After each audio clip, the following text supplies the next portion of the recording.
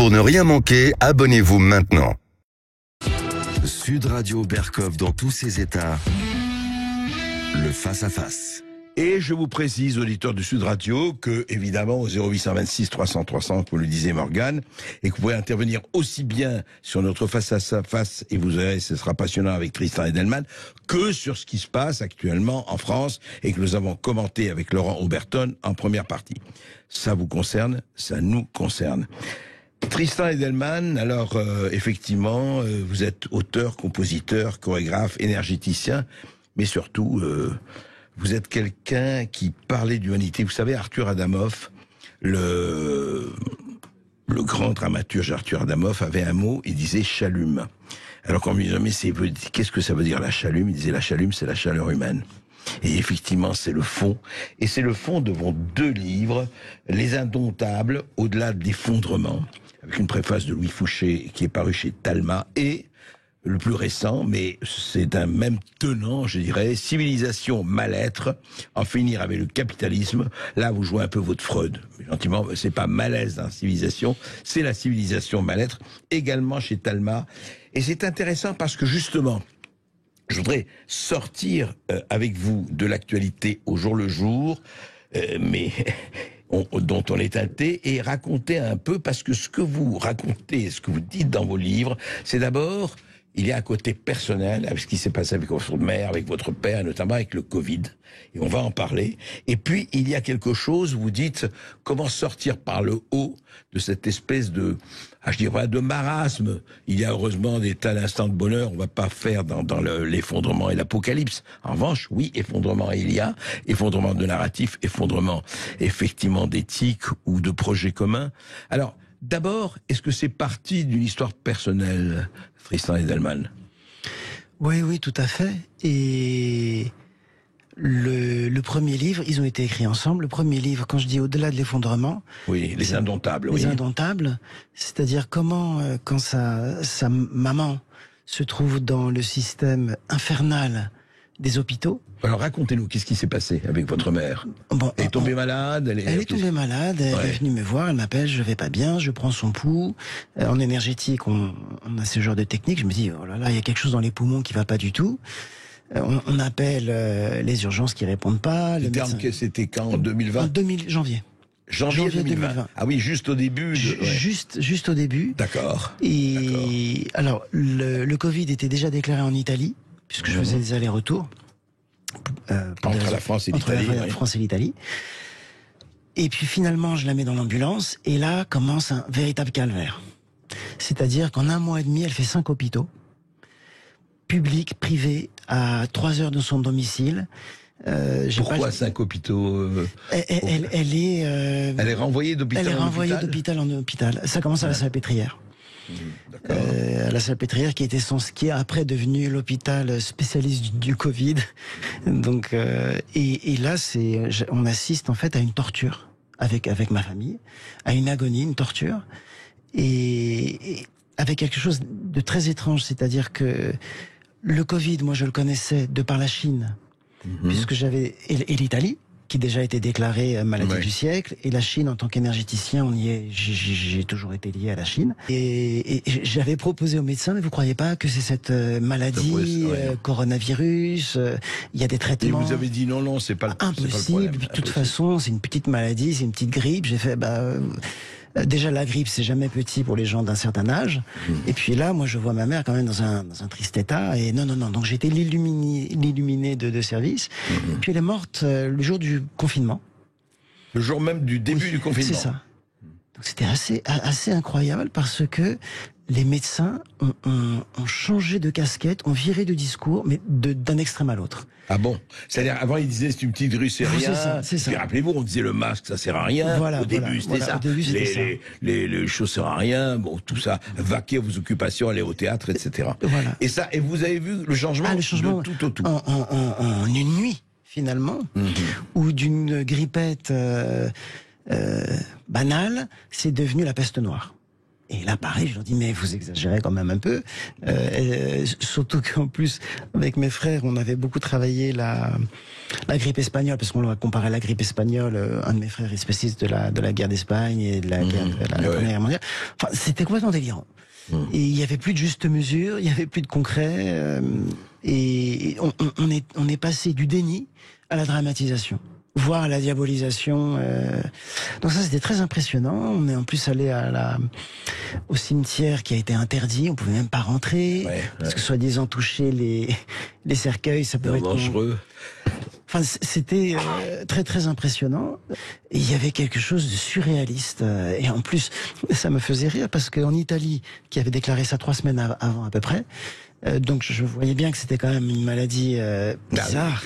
Oui. Voilà, bizarre et dangereuse, surtout pour des gens de cet âge. Bien sûr. Et je me souviens des Français dire « Oh, les Italiens, ils sont idiots, nous on réagira jamais comme ça, tu nous parles. » Nous qui avons le meilleur système de santé du monde. Voilà, nous qui sommes des cartésiens. Et alors ça vous a inspiré, donc, alors après ça, alors il y a eu le drame, votre mère, effectivement, la perte, on sait ce que c'est, chacun d'entre nous peut savoir ce que c'est que la perte d'un père ou d'une mère, des deux.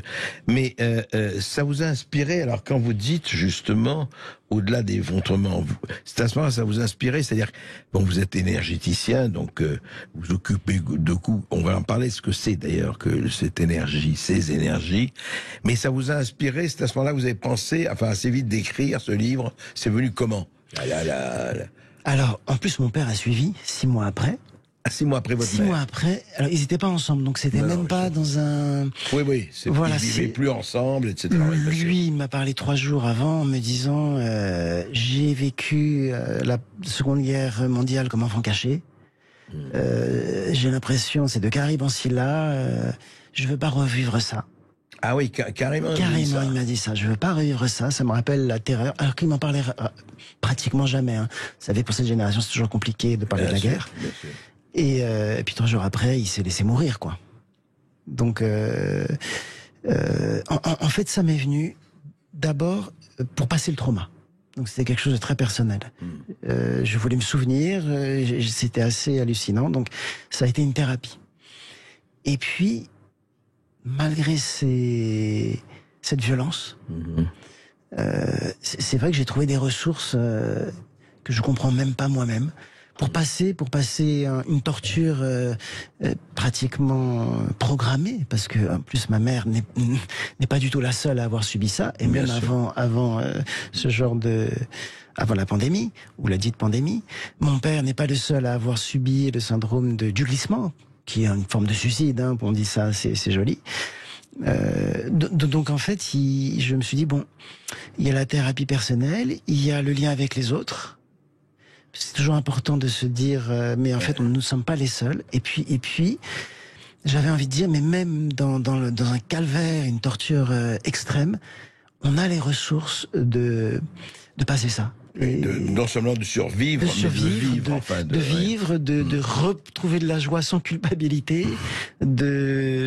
voire même d'intensifier ça. Alors moi, ça m'a lancé ensuite dans ce 2e livre, c'est-à-dire les collectifs. La civilisation du mal-être. Oui, là, vous avez étendu le champ, effectivement. Le premier était plus personnel, vous racontez un peu ce qui s'est passé. Et d'ailleurs, effectivement, hélas, beaucoup des milliers de gens ont vécu un peu. C'est ça. Vous avez vécu. Nous avons reçu ici des personnes qui disaient qu'ils n'ont même pas pu voir leur père ou leur mère, même pas voir le visage. Ils étaient déjà dans un sac qui était, vous savez, avec une fermeture éclair. On leur interdisait de voir, ce qui est quand même terrifiant. On va en parler, on va continuer à en parler avec vous, Tristan Edelman, et puis ensuite on aura les auditeurs au 0826 300 300 après cette petite pause. Et vous avez la parole en direct sur Sud Radio. À tout de suite. Ici Sud Radio. Les Français parlent au français. Je n'aime pas la blanquette de veau. Je n'aime pas la blanquette de veau. Sud Radio Berkov dans tous ses états. Et je ne suis pas le seul, Tristan Edelman également, avec Les Indomptables au-delà de l'effondrement et la civilisation mal-être, effectivement. Il est auteur, compositeur, chorégraphe, énergéticien. Il se balade partout dans le monde. Il est entre l'Italie et la France, actuellement à Marseille, je crois, Tristan Edelman.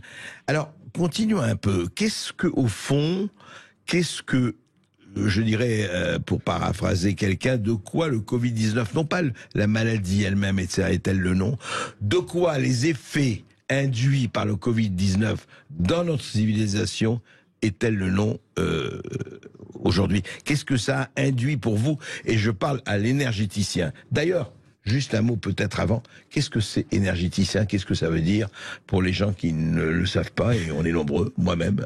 Non, l'énergétique, c'est une pratique où on va s'occuper du rythme profond de la personne.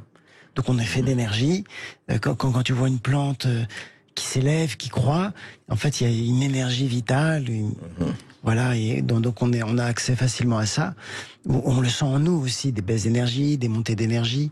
Bon, après, l'énergétique est beaucoup plus vaste, juste Bien que sûr, voilà. bien sûr. Donc on s'occupe par divers moyens, magnétisme, même la parole, des exercices, il y a tellement d'aider la personne à se retrouver elle-même. D'accord.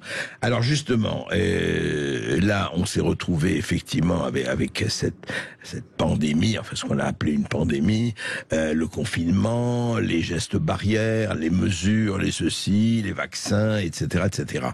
Mais sur le plan de la civilisation, sur le plan de nos comportements, qu'est-ce que vous, Tristan Edelman, qui êtes plutôt pour la vie, la vie, comme on dit, quand vous l'avez ressenti et vous l'avez raconté dans votre premier livre et aussi le second?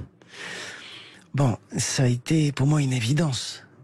Quand c'est arrivé, j'ai compris que cette maladie était multi-usage. Ça permettrait, et c'est je l'ai dénoncé tout de suite, une accélération du capitalisme dans sa transformation entre l'industrie et le digital, que ça permettrait un contrôle des populations, que ça permettrait aussi dans la santé de aussi tout passer au digital, une mainmise des États-Unis encore plus dure sur l'Europe et sur le monde autant qu'ils peuvent. Voilà, donc c'est à multi-usage comme ça. Et vous l'avez senti comme ça? Ah bah oui. Ouais. Entre la distanciation sociale, c'est quand même un terme assez incroyable. Hein. Pour un énergéticien, c'est contre nature, la distanciation sociale. Au contraire, on va chercher la fluidité entre l'autre et soi-même. C'est comme ça qu'on va comprendre l'autre. Vous disiez, je me balade dans les pays, en effet, c'est toujours pour rencontrer les autres, que ce soit donc dans ma pratique. Et pour rencontrer quelqu'un, il ne faut pas qu'on soit sous masque et distancé. C'est pas possible. L'énergie, c'est quelque chose de très concret. C'est pas du tout mystique. On la sent avec les mains. On sent les humeurs des gens, on sent leurs émotions. Là, c'était... Alors si on pousse encore plus loin, il y a tout ce projet post-humain qui est de transformer la matière vivante, notamment l'homme, en biologique, en machine, en objet inerte, en objet marchand, en objet inerte. On est vraiment dans l'anti-énergétique. Et d'ailleurs, il y a la terreur. C'est on va dire, c'est un statut très particulier dans l'énergétique, puisque c'est une motion, un mouvement qui empêche le mouvement. La terreur. La terreur. Donc, ça n'est pas la peur. Quand on vit dans la... Ah oui, c'est pas la peur. Ce n'est pas la peur, c'est très différent. Là, on vivait un peu dans la terre, enfin un peu. Oui, un peu beaucoup, parce que la peur de la mort, quand même, etc. La contagion, de la contamination. Alors, c'est quoi la terreur, dans ce sens? La peur, en tout cas en énergétique, c'est un sentiment tout à fait utile, indispensable. Une voiture te fonce dessus, tu as peur, tu dégages. En tout cas, je l'espère pour toi. La terreur va te sidérer, va arrêter la circulation des émotions. Voilà. Donc à partir du moment où on arrête la circulation des émotions, on fait de toi une forme de zombie. C'est-à-dire on te vide justement de ton énergie vitale, donc de ton psychisme, donc de ta faculté critique, de ta faculté d'écouter l'autre, d'être en empathie, et on te dirige. Donc la terreur, elle te fixe. Et à partir de là... Donc, quelque part, la terreur peut être un instrument de manipulation. Alors là, ça a été évidemment un instrument de manipulation, et non pas la peur, parce que la peur, elle est plutôt saine. Donc on a, en quelque sorte, intensifié la peur jusqu'à la terreur, on l'a même rationalisée, hein, on a vu avec toutes ces mesures, on a l'impression que c'était la 3e guerre mondiale. Et d'ailleurs, on poursuivait des gens sur les plages, dans les chemins de montagne, etc. Puis vous vous souvenez de cette histoire de ce producteur qui a été tabassé parce qu'il allait il allait acheter quelque chose à l'épicier sans masque, et les policiers se sont permis de le maltraiter dans son studio. Enfin, tout a été permis. Mais pas seulement en France, en Italie, c'était encore pire. Ah ouais. Donc, ah oui, là, on a atteint des... Mais alors, est-ce que c'est quelque part, Tristan Edelman, une forme de management par la terreur? Oui, le management, c'est un bon mot. D'ailleurs, le management, c'est une technique militaire à l'origine. Faut jamais l'oublier. Et le Troisième Reich a été juste le premier de la classe des techniques de management venant des États-Unis. Et il faut lire Marc Bloch, L'étrange défaite, qui analyse sur le terrain l'efficacité des troupes nazies. Et d'ailleurs, il est très impressionné en se disant, il y a une forme de démocratisation dans ces troupes-là. C'est-à-dire que le chef a vraiment tout pouvoir sur ses troupes et a même une faculté de décision. Et ce qui lui donne une responsabilité, une responsabilisation qui donne encore plus d'efficacité. Et donc, le côté maléfique de la chose. Le côté maléfique, il dit le côté sombre de la force. Voilà, il faut les regarder parce qu'ils ont beaucoup de choses à nous apprendre dans leur efficacité, même dans leur mysticisme surfait, mais qui n'en reste pas moins puissant. Hein. Wagner, Nietzsche, etc. Oui, bien sûr. Donc, encore bien sûr, Nietzsche, il faudrait nuancer. La récupération de Nietzsche, absolument. Voilà, la récupération de Nietzsche. Donc, pour revenir à cette expérience, par rapport d'abord à ce qui s'est passé avec votre mère, qui était dramatique, et vous, ça vous a amené en fait à quoi, vous, personnellement, Tristan Edelman, dans vos choix de vie et dans vos choix de, je dirais, de carrière, enfin de parcours? Bon, déjà, c'est le rapport à la mort. Le rapport à la mort aussi direct, ça réveille. Et je me suis rendu compte à quel point, justement, pour éviter la terreur qui fait comme si la mort était du néant, non, la mort et la vie sont liées. Et c'est vrai que quand ma mère et mon père sont morts, je ressens toujours leur présence. C'est quelque chose, et c'est pas une croyance, parce que je n'ai pas de croyance particulière, c'est vraiment énergétique pour le coup, je sais qu'ils sont là. Donc ça m'a beaucoup réveillé sur nos potentialités de voyage entre les morts, entre les territoires, avec l'autre, les collectifs. Donc, à partir de là, et la transformation de ces énergies, ça donne un sens, ça donne vraiment un sens fort à la vie. Je me suis dit, mais en fait, ce sens-là, c'est ça qu'il faut transmettre, et notamment aux jeunes. Il faut que je côtoie tout le temps, parce que je fais beaucoup d'arts martiaux, de MMA et de danse, je suis tout le temps avec des jeunes. Et vous faites des sports de combat aussi? Oui, depuis toujours. Bon, un peu violent, mais ça me permet d'être tout le temps avec eux, et c'est assez rigolo, parce que pendant les combats, ou dans le MMA, il y a quand même un rapport... le MMA, c'est très violent, et il y a un rapport à la mort aussi. Hein. On sent qu'on peut mourir. Et ben là, je rencontre les jeunes, et au-delà de la victoire ou de la défaite, ils s'approchent et ils sentent que j'ai un autre rapport finalement au combat avec eux, et qui est beaucoup plus spirituel, on va dire.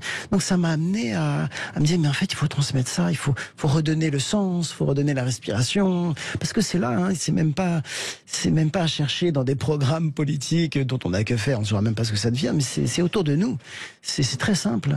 Mais alors ce que vous dites justement, parce que c'est peut-être un programme politique ou métapolitique, c'est pas politique au sens des partis, mais vous dites aujourd'hui aux gens, parce que ça transpire dans vos bouquins, ça s'appelle c'est même pas le dessin caché de la tapisserie, vous le dites, vous le formulez, c'est-à-dire soyez ensemble, n'attendez rien des autres, n'attendez rien du gouvernement, n'attendez rien de l'État, n'attendez rien de l'autorité suprême, mais énergétisez-vous les uns les autres, c'est un peu ça, pas aimez-vous, mais énergétisez-vous. Oui, absolument, absolument André, parce que déjà, quand tu vois ta mère qui est en quelque sorte assassinée par un système, et qu'il y en a beaucoup avant elle et beaucoup après elle, ton propre père qui a subi une des pires périodes de il était en forme, l'Europe, oui, c'est ça. Voilà, et qui décide de... Donc tu te dis, ok, les institutions ne sont pas de notre côté.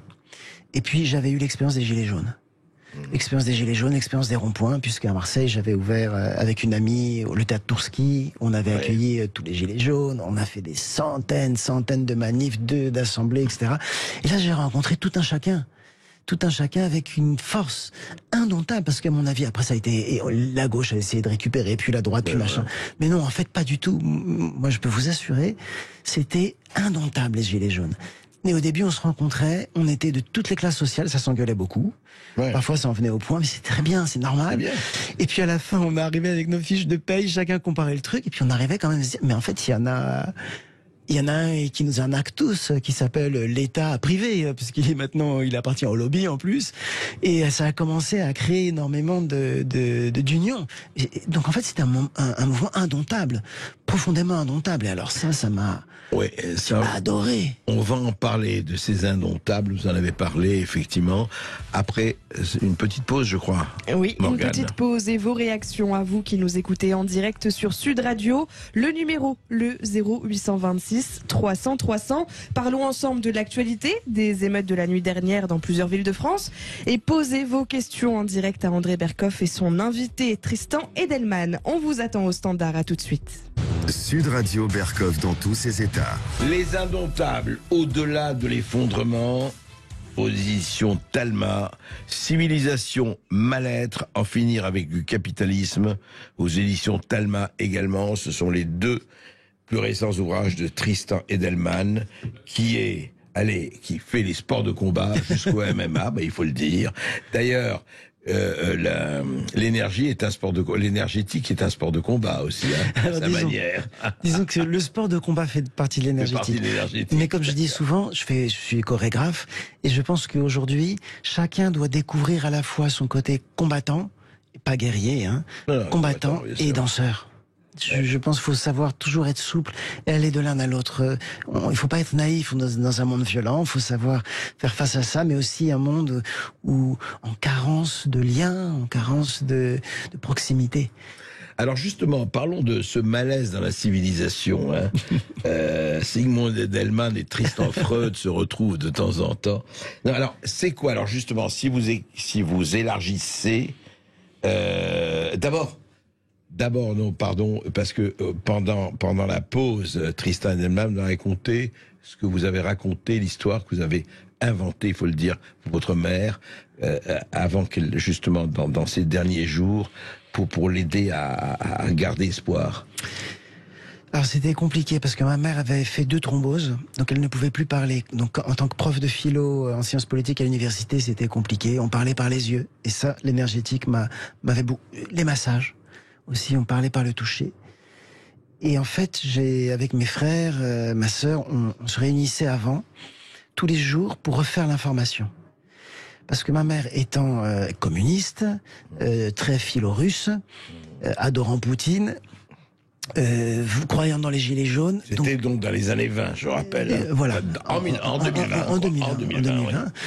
Et donc, je réinventais l'actualité pour aller dans son sens. Par exemple, Poutine venait en France déclarer son soutien aux Gilets jaunes, réglait la crise ukrainienne et virait les néo-nazis. On envahissait l'Assemblée nationale sans se faire couper des mains. Enfin, on invente. Ah oui, vous je lui racontais, mais très précisément, parce qu'elle avait l'œil. Je voyais à chaque mouvement de paupière, elle me disait si c'est cohérent, c'est pas cohérent avec sa culture politique. Et donc je refaisais l'actualité pour qu'elle puisse partir avec espoir dans l'humanité. C'est beau. Et alors, au-delà de ça, justement, comme vous dites, il y a votre mère, votre père, et puis il y a les autres, tous les autres. Au-delà même du Covid, ce mal-être, comment vous le définiriez aujourd'hui, cette civilisation mal-être? Parce que il y a heureusement des instants de bonheur et chacun est apte au bonheur, vous le dites vous-même. Mais c'est quoi ce mal-être, en fait? Vous le liez au capitalisme? Alors, c'est quoi? C'est votre tradition communiste père et mère, ça? Finir avec le capitalisme? Bon, moi, je suis pas du tout communiste. Et mon père était plutôt souverainiste. Mais en fait, non, j'ai repris le thème capitalisme parce que j'en ai pas trouvé un meilleur. Mais c'est vrai que je l'ai redéfini de manière énergétique. C'est-à-dire, j'ai repris le sens étymologique. Capitalisme, ça vient de caput, qui veut dire la tête. Et qui est notamment la tête qui gère le bétail. Donc je suis revenu comme ça à l'étymologie très très ancienne qui est la tête, le mental qui va gérer le corps considéré comme un bétail. Et pour moi à ce moment-là commence la première dissociation de la civilisation. À partir du moment... C'est la tête qui compte, le corps. Voilà, exactement. C'est un C'est ça. Et alors, et c'est ce qu'on a vécu avec le Covid, où on a mis tout à coup les mathématiques et les probabilités, les modélisateurs, gérer nos corps biologiques, ou quand on m'a dit, faut respecter notre corps, c'est comme une voiture, faut respecter le code de la route. J'ai entendu des choses folles comme ça. Alors que le corps, la puissance du corps est quelque chose d'énorme, et puis notre tête fait partie du corps. Donc, dans l'énergétique, il n'y a pas cette dissociation. Donc, je suis parti de là. Et à partir de là, c'est vrai que j'ai revisité l'histoire humaine à partir de cette première dissociation, où après elles s'enchaînent toutes. Voilà, donc ça n'a rien à voir avec prolétaire, bourgeois ou travail capital, même si ensuite, dans ces dissociations, bien entendu, on arrive à une division générale de la civilisation, et donc au mal-être. Et puis l'économie joue le rôle qui joue. L'économie est dans ma perspective, l'économie est une des facettes du capitalisme. Et non pas, je ne réduis pas du tout le capitalisme à l'économie, comme beaucoup d'interprétations marxistes l'ont fait. Oui. Voilà, alors vous avez fait une série d'articles ou de chroniques dans divers revues, journaux, à la web télé, enfin sur Internet et partout. Et au fond, oui, vous parlez effectivement du Covid, de la guerre en Ukraine, enfin de la guerre de Russie-Ukraine et partout. Et disons que quelles seraient, si vous aviez à dire, quelles seraient les lignes rouges de votre argumentation, de votre combat, c'est quoi en fait? Pour moi, c'est sortir de la dissociation. Là, vous citez l'Ukraine. C'est un dossier que je connaissais bien parce qu'en 2014, avec ma maman, on allait faire les manifestations après le coup d'État. Ouais. En 2014. Ah, vous allez en 2014. Vous étiez au Maïdan, par exemple. Vous allez au Maïdan. Et voilà. Et donc, parce que le coup de la CIA, il était énorme, c'était évident pour qu'il y ait un peu de culture, quoi. Ça sautait aux yeux. Surtout qu'on a. Vous êtes allé à Kiev avec non, on faisait manifestation à Paris. Ici à Paris, voilà. d'accord. Et mon frère est resté à Moscou. Et donc on avait beaucoup d'informations, mais du direct. J'insiste sur ça. C'est-à-dire que quand il y a quelque chose qui se passe, je m'arrange pour appeler les amis. Du direct, de la proximité. Et puis, en tant qu'artiste, on a toujours beaucoup voyagé. Donc, on était ici aux manifestations en banlieue, on était 200. Et on s'échangeait, on appelait dans toutes les langues pour savoir un peu ce qui se passait. Et pour moi, du coup, c'était assez évident, cette histoire d'Ukraine, qu'en 2020, c'est devenu la guerre. Déjà, on savait que le premier peuple à en souffrir, ça allait être les Ukrainiens. Qui sont dans un état incroyable. Qui sont massacrés mais depuis 2014. Et même avant.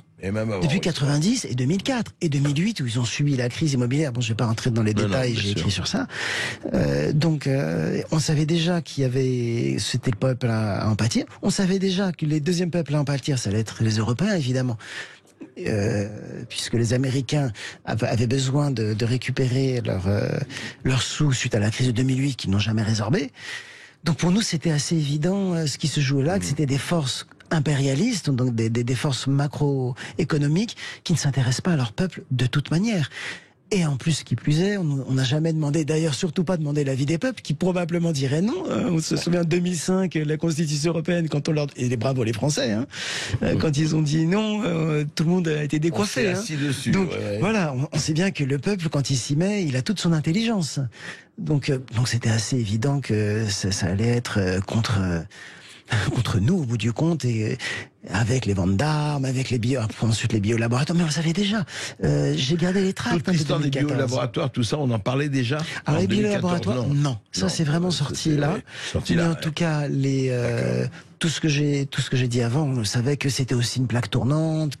Donc toujours conscientisation, prise de conscience et action là-dessus. Morgane, on va peut-être recevoir et entendre avec les auditeurs. Les auditeurs qui nous appellent au 0826 300 300 pour réagir sur ce passionnant échange avec Tristan Edelman, artiste, vous l'avez entendu, hyperactif et auteur de Civilisation Mal-être, en finir avec le capitalisme.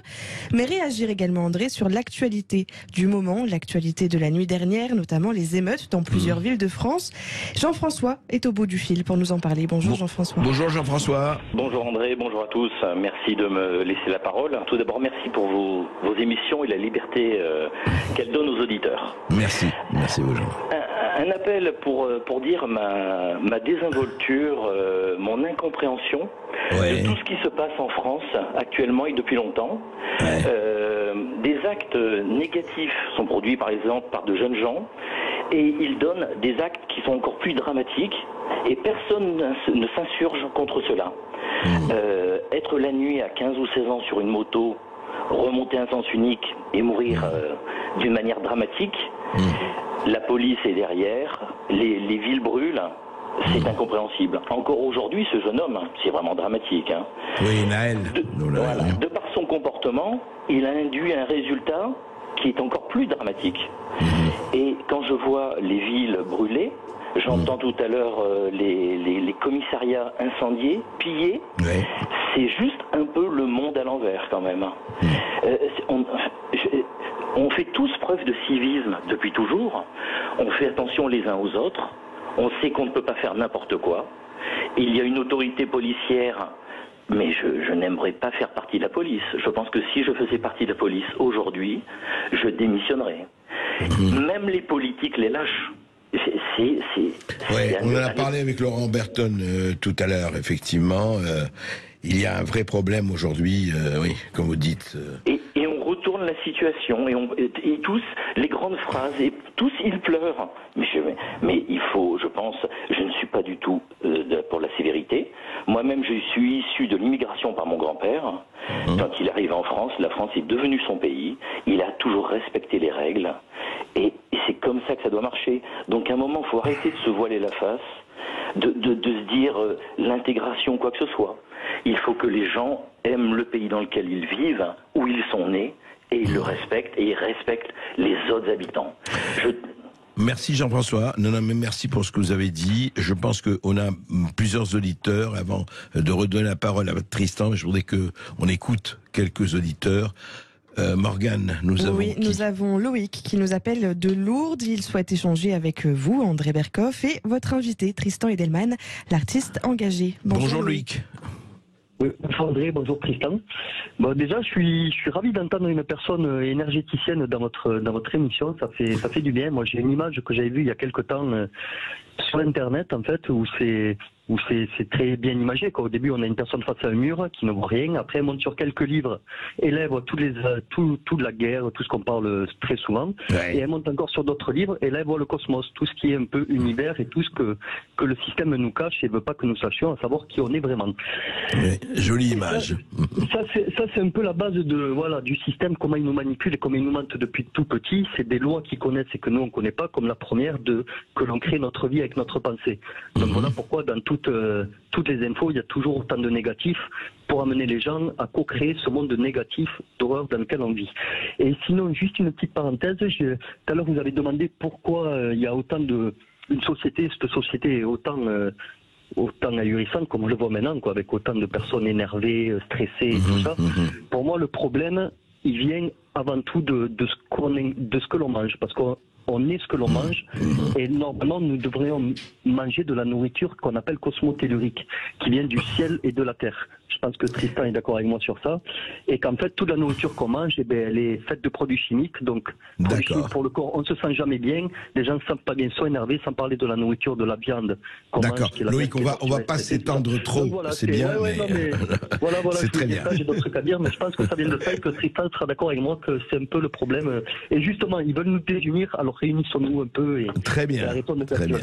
Je crois qu'il est la parole. Merci à vous Loïc. Je crois que vous êtes Tristan, est-ce que vous êtes d'accord? Oh bah oui, bien sûr, et pas seulement la nourriture, mais l'air, l'eau, les relations sociales. C'est vrai que tout est détérioré par ce capitalisme. Bien sûr qu'il faut qu'on soit dans un environnement sécurisé, si je puis dire, où on se sent bien, où on a envie de vivre. En fait, ce capitalisme, pour vous, c'est la déshumanisation. Oui, au fond, c'est ça. C'est cette première dissociation qui fait qu'on ne se ressent plus. Comme disait l'auditeur, on ressent même plus ce qu'on mange, si vraiment c'est bon. Moi, j'ai fait une expérience très intéressante avec des animaux, où on leur donnait de la viande qu'on croyait bonne, ils sentent, ils la prennent pas. Ouais, c'est vrai, et ça, c'est un instinct et ça, faut qu'on récupère notre instinct et même notre instinct de légitime défense, parce que c'est aussi ça qui nous a manqué pendant tout ce moment-là. Du coup, on nous raconte des lubies et contre notre propre instinct. C'est clair. Morgane? Vos réactions en direct sur Sud Radio, André, on le rappelle, 0826 300 300. Réaction sur cet échange que vous avez avec Tristan Edelman, artiste engagé et auteur de Civilisation Mal-être, en finir avec le capitalisme. Appelez-nous au 0826 300 300. À tout de suite sur Sud Radio. Je n'aime pas la blanquette de veau. Je n'aime pas la blanquette de veau. Sud Radio Berkov dans tous ses états. Et c'est le face-à-face aujourd'hui avec Tristan Edelman, énergéticien, auteur, chorégraphe et bien au-delà, auteur notamment de Civilisation Mal-être, en finir avec le capitalisme. C'est l'heure des auditeurs aussi, au 0826 300 300. Nous avons en ligne Pépito qui nous appelle de Brive. Bonjour Pépito. Bonjour, M. Barkov. Je voulais poser demander un conseil à votre invité. Oui, très bien. Parce que les 2 premiers confinements, parce que maintenant je suis à la retraite, mais moi j'étais très énergique au niveau, parce qu'il n'y a pas que la nourriture, il y a aussi être positif. Moi, au boulot, j'avais un nez de clown. Et là maintenant mes collègues de boulot disent où est-ce qu'il est Pépito? Alors les 2 premiers confinements m'ont fait tomber à genoux, quoi. Je suis dépressif. Alors je voudrais retrouver mon énergie positive, avoir le sens de l'humour, faire rigoler les gens. Et là je suis dépressif. Comment faire pour retrouver mon énergie positive? Tristan Edelman, c'est pas facile, mais voilà. Non, alors il y a en effet tout ce qui est de l'ordre de la nourriture et de remettre le système immunitaire en marche, parce que non seulement le Covid, dans la protéine spike, d'autres en parleront mieux que moi, fait descendre ça. Je suis très au courant de la protéine spike. Et aussi, et là vous avez raison, l'aspect social. Et on a voulu nous faire croire que l'aspect social, c'était secondaire, c'était inessentiel, alors qu'en fait, c'est une des premières nourritures de l'homme. Donc moi, ce que je peux vous conseiller, c'est d'aller rencontrer beaucoup de gens à nouveau, de sortir de chez vous, d'aller rencontrer des gens à qui vous puissiez parler, qui la pensent plus ou moins comme vous, et de reprendre un petit peu tout doucement de l'activité physique. Parce que rien que l'activité physique, que ce soit la danse, enfin pour moi ce sera la danse, pour vous je ne sais pas, ça va aussi restimuler tout votre système, on va dire le système physique et votre capacité à la joie. Donc vraiment, faut multiplier les liens sociaux. Et puis sachez que vous n'êtes pas seul, parce que on a tous été dépressifs. Ça a même fait une sorte de collectivité de la dépression. Et on va s'en sortir collectivement. Ça, je peux vous l'assurer. Hein. Je suis d'accord avec vous, parce que moi, en fait, comme je suis pas vacciné, j'avais pas le pass vaccinal. Je suis très social, et mes copains étaient là en train de discuter à la terrasse d'un bar et tout ça. Et moi, j'étais mis à part, c'est que j'étais isolé. Et moi, comme je suis très social, ça m'a mis à genoux, parce que j'adore discuter avec les copains. C'est sûr. Pépito, c'est ce que vous dites. Non, mais c'est ça. C'est le problème. On a essayé d'isoler, et il faut désisoler. C'est clair. Voilà. C'est ça. Voilà. Oui. Mais là, je pars en Espagne bientôt, donc ça très bien. Voilà, plongez dans la mer. Dites bonjour aux gens que vous ne connaissez pas. N'hésitez pas à parler. Vous allez voir en quelques semaines. Allez, en 3 semaines. Je n'incite pas à la consommation alcoolisante, mais prenez quelques verres, ça fait toujours du bien. Mais ça fait plaisir que vous soyez au courant de la protéine spike, parce qu'il n'y a pas beaucoup de gens qui sont au courant. Oui, non, ça commence à se savoir. Merci Pépito. Morgane, à bientôt. Sangria avec modération, Pépito, évidemment. 0826 300 300, vos réactions en direct sur Sud Radio. Jean nous appelle de Montpellier, André. Bonjour Jean. Oui, bonjour M. Berkov et votre invité. Voilà, j'ai vu quelques allusions sur la nourriture, donc je voulais rebondir là-dessus. Oui. Je pensais qu'avec la crise, on améliorerait le sort des animaux. C'est l'inverse qui se passe, puisque maintenant on les vaccine carrément avec les vaccins, hein, tant qu'à faire. Ouais. Et je suis persuadé, je l'étais avant, mais je le suis encore plus, qu'on s'en sortira le jour où on respectera toute vie sur Terre. Et comment on peut se connecter spirituellement, parce que c'est la solution pour s'en sortir. C'est pas d'être terre à terre. Ouais. Si on sait qu'on va manger des bêtes qui sont les plus gentilles possibles au monde, qui ne demandent rien qu'à vivre, et nous on les massacre 2000 par jour. Par seconde, pardon. Hein. Pour moi, la solution, c'est respecter les animaux et tout, les plantes et tout. Hein. D'ailleurs, dans la Bible, dans la Genèse, il est écrit « Je vous ai donné les plantes portant semences et les arbres portant fruits, ce sera votre nourriture. » Voilà, donc c'est clair. Donc, oui, vous dites respectons les êtres vivants. Chrétien, pas chrétien, capitaliste, communiste, c'est pas un problème de ça. Dieu, argent, vaccin frauduleux, enfin on peut tout dire. Mais le respect des animaux, c'est fondamental. Oui, mais après, il faut savoir effectivement. Vous êtes, je suppose que vous êtes végétarien vous-même, Jean. Oui, bien sûr. Ça. Oui, après, bon, ce sont des choix individuels. Je crois que, alors, je voudrais que Tristan parce que nous arrivons, hélas, à la fin de cette émission, on aurait pu parler pendant des heures. Mais au fond, est-ce que le problème n'est pas surtout au-delà des choix? Nourriture, etc. Est-ce que comment aller vers la vie plutôt que vers le mortifère? C'est ça. En fait, c'est pas tant un problème d'animaux. Les animaux font partie du packaging, on va dire, mais c'est en fait une relation au monde. Parce que transformer les plantes, l'industrialisation, les OGM, ou l'eau, on est à 70 ou 90% d'eau, l'air, en fait, c'est vraiment la relation au monde dans son intégralité. Du minéral, l'aquatique, le végétal, les animaux, et nous-mêmes, nous sommes faits de tout ça. Donc, c'est vrai que dans l'énergétique, et dans ce que je propose, c'est de se connecter à tout ça, et de ne surtout pas faire les divisions entre végétarien et non végétarien, parce qu'un végétal OGM, c'est aussi un gros problème au bout du compte. C'est pour ça que je parle de capitalisme. Il faut au contraire se réunir sur ça, chacun après a ses manières de s'alimenter. Oui, ses goûts et ses inclinations. Voilà, mais on sera tous d'accord. Pas condamné, pas exactement. Qui mange de la viande. Voilà, ne pas reproduire un autoritarisme, encore des divisions. Un sectarisme. Mais on s'aperçoit bien que ce mode de production de dissociation va modifier et faire du mal à tout ce qui existe. C'est là où on doit se réunir. Et ça, on peut le ressentir. Hein. Et je dirais même que quand tu es proche de ce que tu ressens, donc de tes émotions et que tu n'es pas dissocié, tu ressens quand est-ce que tu as besoin de boire, est-ce que tu as besoin de manger telle ou telle chose, comme les chats, ils mangent rien, par exemple quand ils sont malades. Ou moi, quand j'ai de la fièvre, je prends pas de thermomètre, mais je sais déjà à quelle température je suis.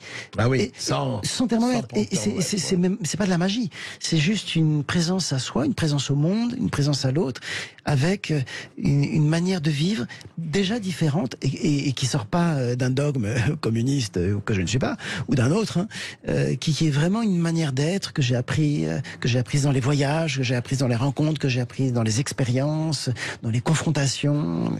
Voilà, c'est pour ça que je vous recommande les 2 livres de Tristan Edelman, Civilisation, mal-être et Les Indomptables au-delà de l'effondrement. C'est simplement un mode de vie. Et c'est très très très important de connaître les modes de vie. Après, à vous d'adapter, de prendre ce que vous avez à prendre, de ne pas prendre ce que vous n'avez pas à prendre.